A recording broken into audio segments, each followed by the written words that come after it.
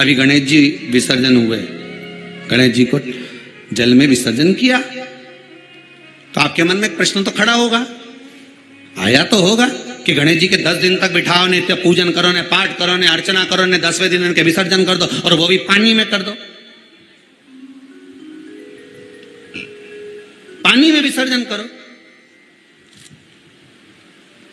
तो ये कहां लिखा कि जल में विसर्जन करो?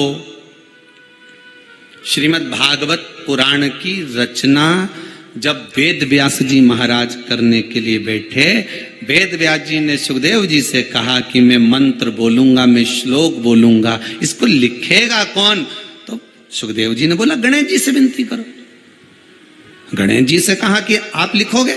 गणेश जी बोले मैं लिखने को तैयार हूं, पर बोलते बोलते तुम रुक गए तो मैंने भी लिखना छोड़ दूंगा, उसके बाद मैं भागवत को विराम दे दूंगा, मैं आगे नहीं लिखूंगा। अब वेद व्यास जी बड़े चक्कर में पड़ गए, क्या करें? तो गणेश जी से कहा मेरे श्लोकों में कुछ गड़बड़ी हो सकती है, उसमें से गलती को छांटना पड़ेगा, फिर लिखना पड़ेगा।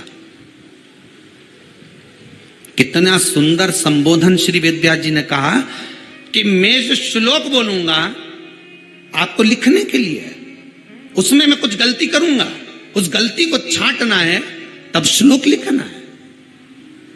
क्यों कहा वेद व्यास जी ने ये बात? गणेश जी भगवान है, वेद व्यास जी कहते हैं मैं तो संसारिक मनुष्य हूं ना, गलती तो कर सकता हूं। गलती कौन करता है? जम के बोलो भगवान गलती करता है क्या? नहीं, गलती कौन करेगा? मनुष्य। गलती मानव करेगा, गलती मनुष्य करेगा। और गलती करने के बाद अगर हमसे अपनी जिंदगी में कोई गलती हो जाती है तो एक बार क्षमा मांगने में कुछ जाता है क्या? प्रणाम करने में कुछ जाता है क्या? निवेदन करने में कुछ जाता है क्या? नहीं। गलती हो गई मुझसे, तो गणेश जी आप गलती को छांटना, लिखना। गणेश जी महाराज लिखने बैठ गए, लिखते लिखते लिखते लिखते 10 दिन हो गए गणेश जी महाराज को। शरीर में ताप पड़ने लगा गणेश जी महाराज के। वेद व्यास जी ने गणेश जी के हाथ का स्पर्श करा तो शरीर तो तप रहा था। वेद व्यास जी ने वहीं पर श्रीमद् भागवत के श्लोकों को विराम दे दिया, अब नहीं बोले। गणेश जी लिखते लिखते लिखते लिखते लिखते लिखते थक गए, ताप पड़ गया, शरीर गर्म हो गया। वेद व्यास जी ने कब करूं क्या?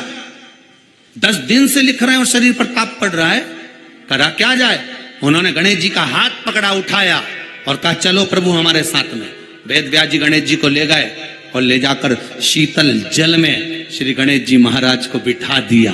गणेश जी को पानी के अंदर उनको विराजमान कर दिया कि अब आप ताप को थोड़ा ठंडा कर लीजिए। शीतल जल में बिठाया। उस दिन से नियम हो गया कि 10 दिन गणेश जी बैठते हैं और फिर उनका विसर्जन होता है पानी के अंदर, जल के अंदर। शरीर का ताप मिट जाए। तो गणेश जी ने वचन दिया है वेद व्यास जी महाराज को, आपने मेरे ताप को मिटाने के लिए मुझे जल में बिठाया है। जो मुझे जल में विसर्जन करेगा मेरा ताप तो मिटेगा ही, साथ में जो मुझे जल में विसर्जन करेगा उसके जीवन के भी ताप को मैं मिटा दूंगा, उसके जीवन के ताप को मैं मिटा दूंगा। पर करो गणेश जी का विसर्जन, मना नहीं है हो, पर अच्छे से करो रे हो। अब मैं छोरा छोरियों तो निशाना लगा है, वो हमारा गणेश जी जई दिया, वो हमारा सबसे आगे पहुंचा तो इधर वाला ने इधर से फेंका, हो गया। ये हमारे धर्म की हंसी उड़ा रहे हैं,